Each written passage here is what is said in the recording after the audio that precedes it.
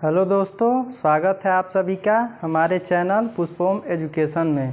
दोस्तों, आज की कक्षा में हम लोग संज्ञा के बारे में जानेंगे और उसके विभिन्न रूपों को समझेंगे। सामान्य रूप से संज्ञा सभी लोग जानते हैं कि संज्ञा क्या होता है। तो इस अध्याय के बारे में चर्चा करने से पूर्व आप सभी वीडियो को ज़्यादा से ज़्यादा लोगों तक शेयर कर दीजिए और हमारी वीडियो लाइक करिए और कमेंट ज़्यादा से ज़्यादा लोग करिए, ताकि कि हमारा मनोबल बढ़े और हम अच्छे से अच्छे और उत्साहित होके आपको पढ़ाने का प्रयास करें। तो चलिए हम कक्षा शुरू करते हैं। तो हम लोग संधि पढ़ रहे थे जो कि कल ख़त्म हो गई, और जितनी भी चीज़ें संधि में आती हैं वो सारी चीज़ें आपको बता दी गई हैं। अब आज से हमारा नया अध्याय शुरू होगा, संज्ञा। तो हम इसके बारे में चर्चा करेंगे। सर्वप्रथम संज्ञा क्या है? तो संज्ञा को हम नाम भी कह सकते हैं, यानी संज्ञा का एक अर्थ नाम भी होता है और इसका अंग्रेजी रूपांतरण इसे हम नाउन कहते हैं, जिसका अर्थ होता है संज्ञा। तो सामान्य रूप से सभी लोग जानते हैं किसी वस्तु, व्यक्ति, स्थान अथवा भाव के नाम को संज्ञा कहते हैं।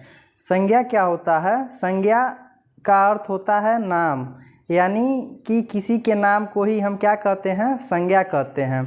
यहाँ पे इसकी जो परिभाषा है यह भिन्न परिभाषा है। अभी तक आप लोग यही जानते थे कि किसी वस्तु, व्यक्ति, स्थान अथवा भाव के नाम को संज्ञा कहते हैं। यहाँ जो परिभाषा लिखी गई है इसको हम देखेंगे कि संज्ञा उस विकारी शब्द को कहते हैं जिससे किसी विशेष वस्तु, भाव और जीव के नाम का बोध हो। यहाँ वाली परिभाषा आपको बिल्कुल भिन्न रूप में दिखेगी कि यहाँ लिखा है कि संज्ञा उस विकारी शब्द को कहते हैं जिससे किसी विशेष वस्तु, भाव और जीव के नाम का बोध हो। यह परिभाषा आपके लिए नई है और निश्चित रूप से आप इसे याद करेंगे या फिर कहीं नोट कर लेंगे, क्योंकि अक्सर नई चीज़, जो भी नई चीज़ होती हैं उसे कहीं ना कहीं नोट कर लेना चाहिए या फिर अपने मस्तिष्क में बैठा लेना चाहिए। तो यह आपके लिए नई है। और यहाँ वस्तु का प्रयोग व्यापक अर्थ में होता है।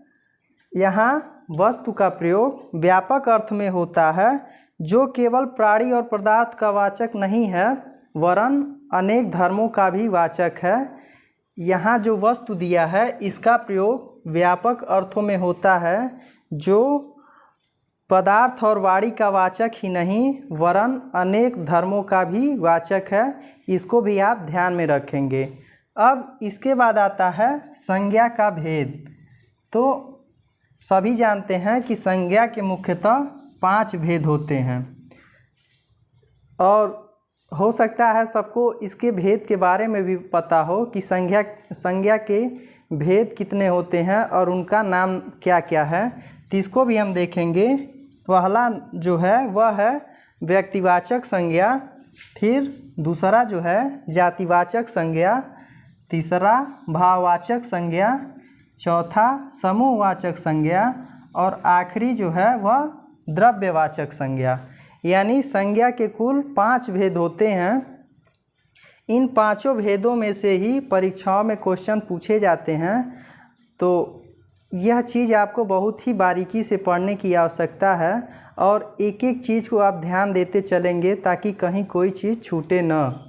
संज्ञा के बारे में आप लोगों ने जाना कि किसी वस्तु, व्यक्ति, स्थान अथवा भाव के नाम को संज्ञा कहते हैं, और संज्ञा के मुख्यतः 5 भेद हैं जो कुछ इस प्रकार से हैं: व्यक्तिवाचक संज्ञा, जातिवाचक, भाववाचक, समूहवाचक और द्रव्यवाचक। यह मुख्यतः 5 भेद संज्ञा के होते हैं। अब एक एक भेद के बारे में हम लोग विस्तृत रूप से चर्चा करेंगे। तो इसका जो पहला भेद है व्यक्तिवाचक संज्ञा, इसके बारे में हम लोग जानेंगे। यहाँ पे लिखा है व्यक्तिवाचक, यानी इसके नाम से ही कुछ बातें स्पष्ट हो रही हैं कि व्यक्तिवाचक यानी जो व्यक्ति विशेष के बारे में बात कही जाए वह व्यक्तिवाचक संज्ञा होता है। इसकी परिभाषा है जिस शब्द से किसी एक वस्तु या व्यक्ति का बोध हो उसे जातिवाचक संज्ञा कहते हैं। जिस शब्द से किसी एक वस्तु अथवा किसी एक वस्तु या व्यक्ति का बोध हो उसे जातिवाचक संज्ञा कहते हैं। जैसे राम, गांधी जी, गंगा, काशी आदि। अब यहाँ पे आप उदाहरण देखेंगे। उदाहरण में क्या लिखा है कि यहाँ पे लिखा है राम, गांधी जी, गंगा और काशी। तो राम और गांधी जी कहने से किसी एक व्यक्ति का बोध हो रहा है और यहाँ गंगा कहने से किसी एक नदी का बोध हो रहा है और काशी जो है वह एक नगर का बोध करा रहा है। तो व्यक्तिवाचक जो किसी व्यक्ति विशेष के बारे में बात करता है वह व्यक्तिवाचक संज्ञा होता है। यहाँ परिभाषा स्पष्ट रूप में है कि जिस शब्द से किसी एक वस्तु या व्यक्ति का बोध हो उसे जातिवाचक संज्ञा कहते हैं। जैसे राम, गांधी जी, गंगा, काशी इत्यादि। और भी सारी उदाहरण इसके अंतर्गत आएंगे जिसे हम आगे देखेंगे। इसके बाद हम इसके और भी उदाहरण देखेंगे। हो सकता है इन उदाहरणों में से कोई आपको परीक्षाओं में मिल जाए तो उसको भी देखना अति आवश्यक है। यहाँ पे आप लोगों समझ लीजिए कि राम और गांधी जी जो एक व्यक्ति के परिचायक हैं जिससे एक व्यक्ति का बोध हो रहा है, और गंगा से एक नदी का बोध हो रहा है, और काशी से एक नगर का बोध हो रहा है। अब इसके आगे जो व्यक्तिवाचक संज्ञा के अंतर्गत कुछ महत्वपूर्ण उदाहरण आते हैं उसको भी हम समझने। वाचक संज्ञा के उदाहरण देखेंगे।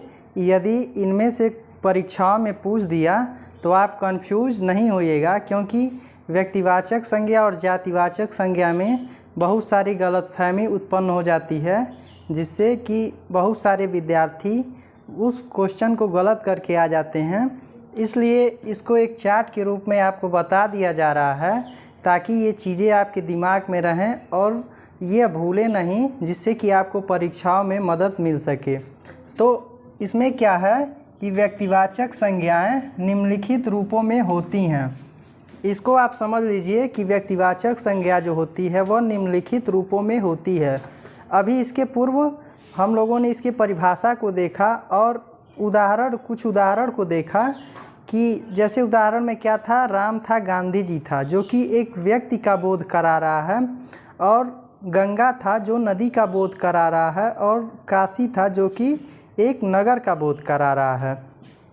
तो इसमें क्या, व्यक्तिवाचक में जो किसी एक व्यक्ति का बोध कराए वह व्यक्तिवाचक संज्ञा होता है। इसके अंतर्गत कुछ महत्वपूर्ण उदाहरण हैं जिसको आप अच्छे से समझ लेंगे तो परीक्षाओं में यदि पूछ भी देता है तो आप भूलेंगे नहीं और इसको सही कर देंगे। इसमें व्यक्तियों के नाम, इसको तो हम लोगों ने परिभाषा के अंतर्गत देखा है। जैसे यहाँ पे दिया है श्याम, हरि, सुरेश, यह व्यक्तियों के नाम हैं, यह व्यक्तिवाचक संज्ञा के अंतर्गत आएंगे।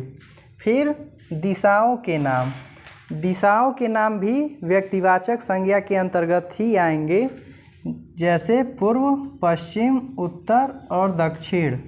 फिर देशों के नाम भी व्यक्तिवाचक संज्ञा के अंतर्गत आएंगे। यहाँ पे देखेंगे आप, भारत, जापान, अमेरिका, चीन।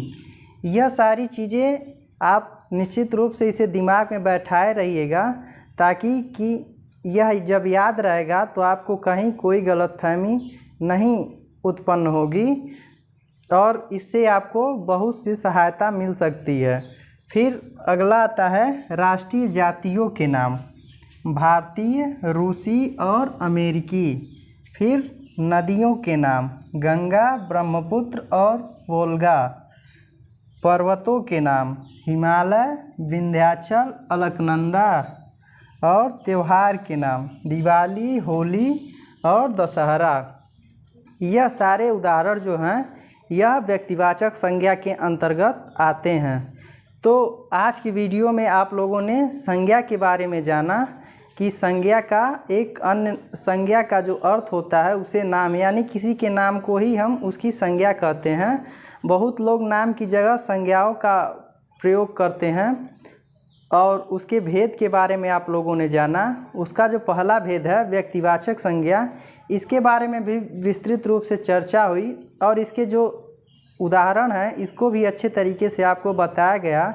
तो निश्चित रूप से आज की कक्षा आपके लिए लाभदायक है और आप शुरू से संज्ञा यदि आप शुरू से संज्ञा को पढ़ेंगे तो कहीं से कुछ भी छूटेगा नहीं और आपको सारी चीज़ें समझ में आती रहेंगी। तो आज की कक्षा में इतना ही, फिर हम अगली कक्षा में इसके अगले भेदों की चर्चा करेंगे। तब तक के लिए धन्यवाद।